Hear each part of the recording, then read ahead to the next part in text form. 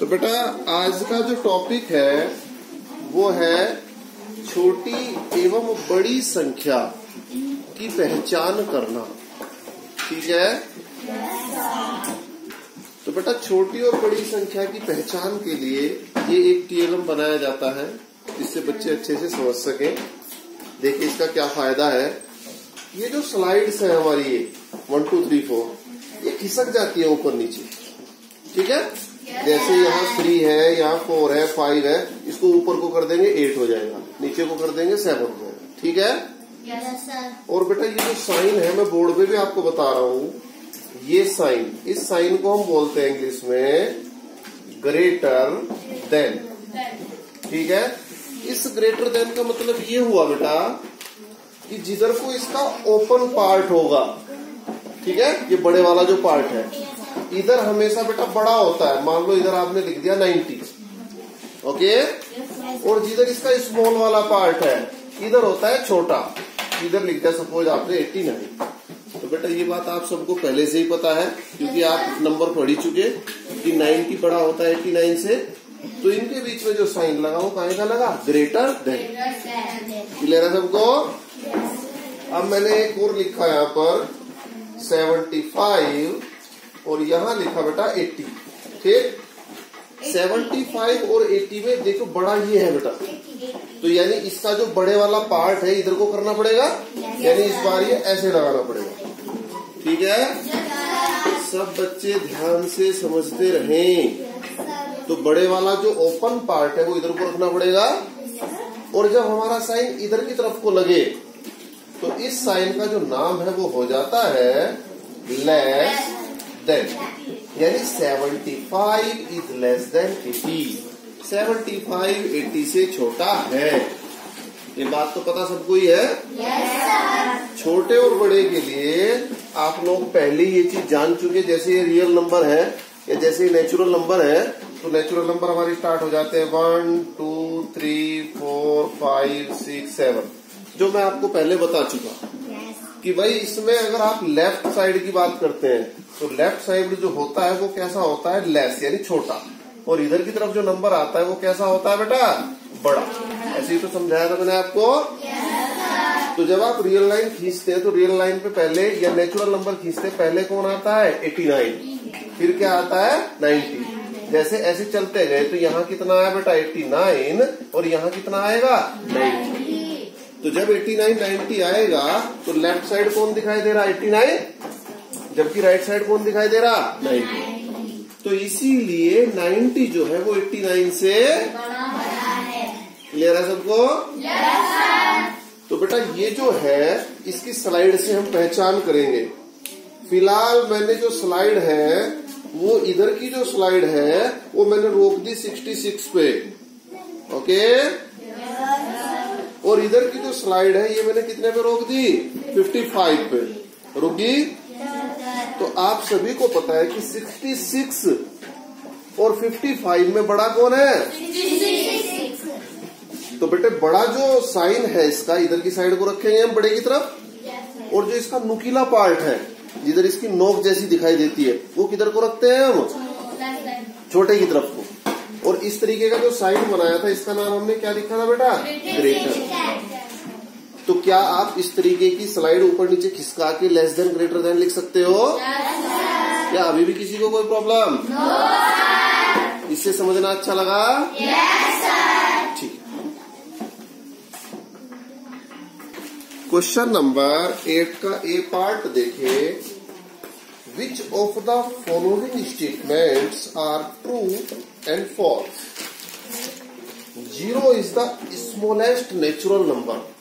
बेटा natural number कहाँ से स्टार्ट होते हैं? 1 और तुम्हारा किताब वाला कहता है कि 0 is the smallest natural number. 0 सबसे छोटा नेचुरल नंबर है।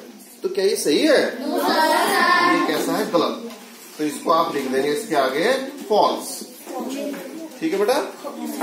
तो ऐसे आपको अपने दिमाग से सोच के इन क्वेश्चंस के आगे आपको क्या लिखना है? True false. Properties of whole number में सबसे पहली प्रॉपर्टी आती है बेटा क्लोजर प्रॉपर्टी। क्लोजर प्रॉपर्टी होती है whole numbers are closed under addition and also under multiplication. यानी क्लोजर प्रॉपर्टी को होल नंबर का एडिशन और होल नंबर का मल्टीप्लीकेशन दोनों ही एक्सेप्ट करते हैं। अब बेटा बात ये आती है कि आखिर होती क्या है क्लोजर प्रॉपर्टी। एक्सेप्ट तो ये करते हैं। अब समझ ले सब बच्चे यहाँ क्लोजर प्रॉपर्टी होती क्या है, दिमाग में फिट कर ले एक बार सब होती क्या है। देखो डेफिनेशन तुम्हें पता चाहे नहीं पता कोई फर्क नहीं पड़ता, फर्क पड़ता है तुम्हें क्लोज प्रॉपर्टी पता होनी चाहिए कि होती क्या है। बेटा सबसे पहले क्लोज प्रॉपर्टी में पढ़ाऊंगा आपको एडिशन की। देखिए बेटा एडिशन, मैंने एक होल नंबर लिखा 7 प्लस दूसरा होल नंबर लिखा मैंने बेटा यहाँ 4। क्लियर है?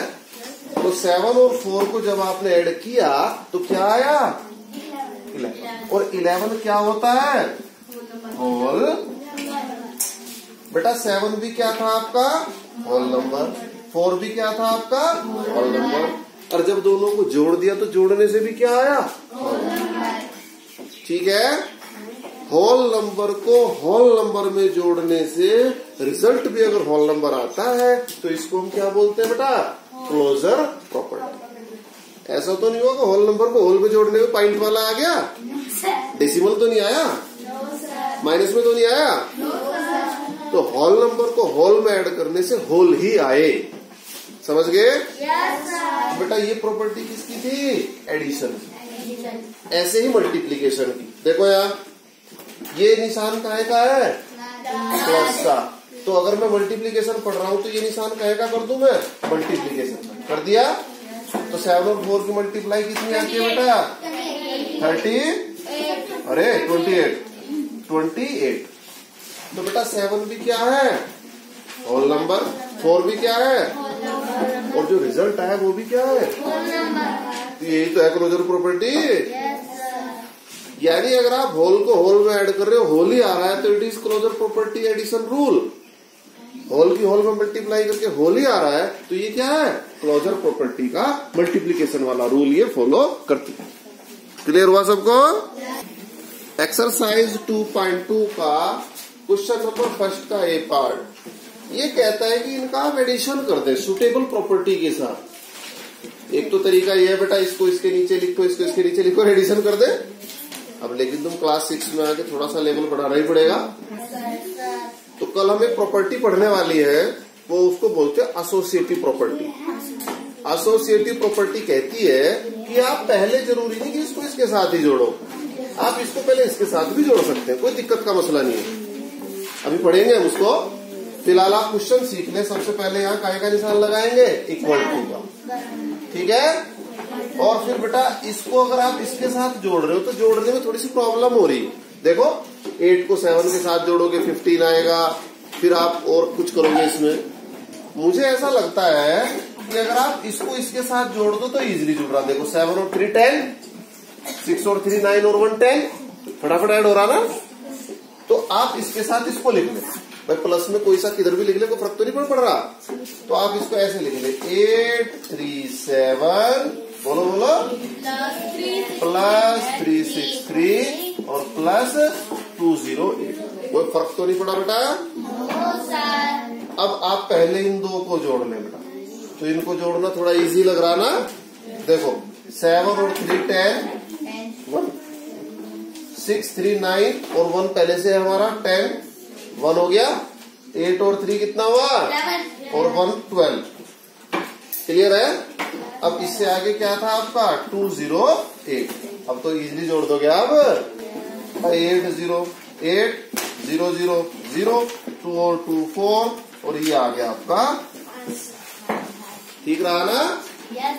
तो आपको डायरेक्ट नहीं जोड़ना, पहले ये देखना है कि किसको किसके साथ जोड़ने में फायदा रहेगा। तो फायदा किसमें होगा मेरा इसका इसके साथ जोड़ने में फायदा। समझ गए? और कल इसकी प्रॉपर्टी पढ़ लेंगे, एसोसिएटिव प्रॉपर्टी के तहत होता है। तो बेटा बी पार्ट खुद लाना है करके। आज के लिए इतना ही।